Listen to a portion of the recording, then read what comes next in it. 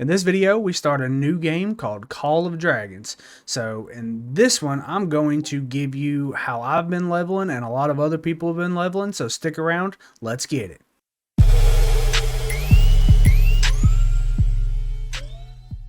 Welcome back to CO Gaming, and today we are going to talk about leveling in Call of Dragons. It's been a fun, very fun 2 days. It's been super exciting to be playing a new game.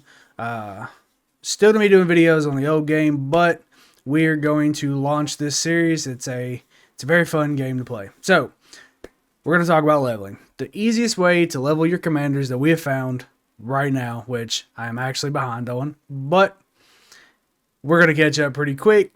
So what we've figured out is there is gathering commanders a lot like what is in Rise of Kingdoms.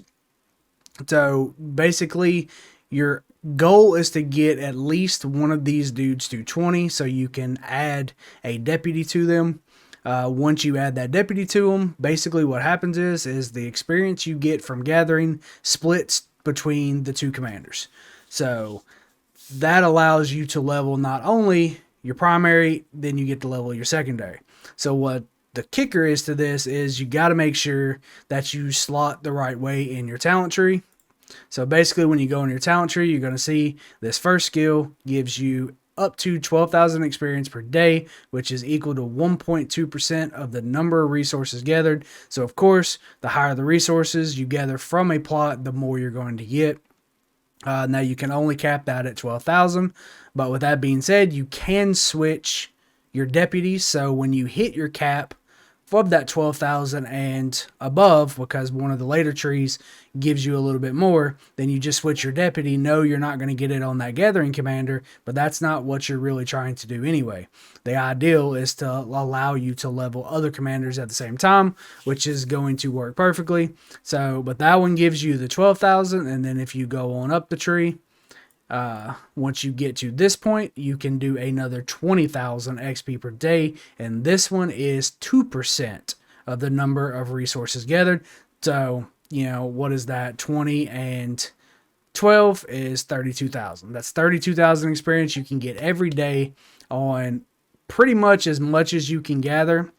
Like I said, you're not going to get it on that main commander, but you are going to drop it on that deputy. It's just going to be amazing. You can just pretty much rotate that deputy out as you go, and it's all going to work out perfectly fine. There is another one up here for some commanders, but you're ultimately not going to really try to get that gathering commander that high. So I would primarily focus on getting to 20, about 21. 2021 will be fine. That's going to get you to at least this tree here, and there's a couple different commanders you can do this with. So Kella is one of them that you can do it with. You can also do it with Choctaw, which is another one. It's got the same thing. You get the 12,000, and then you go up here, you get the 20,000. And you can also do it with Pan, is probably another one. She is a purple that you do it with. It has the same things in the talent tree, which is, of course, your first one. As you level that up, that number goes up, and then you get up here and you do it again. So that's pretty much that one.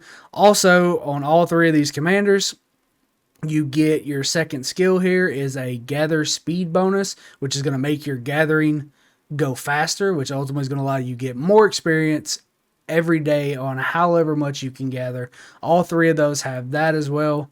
Choctaw is 10% because he is blue. Kella is the same way, is 10% with being blue.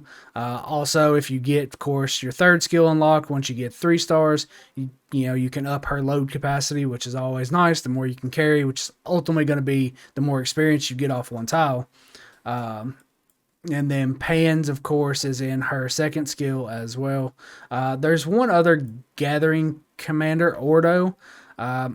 His isn't so great because he doesn't really get it in one of his skills that you can ultimately level up, but he still gets the same stuff in his talent tree. So if for some reason you don't have one of the other ones, you can also use Ordo if you have him. But he is another gathering commander as well. But that's pretty much pretty much the gist of it. Just, gathering for experience is ultimately an easy way to do it without a whole lot of effort put in. You just have to make sure you are on and sending those gatherers out every time they come back.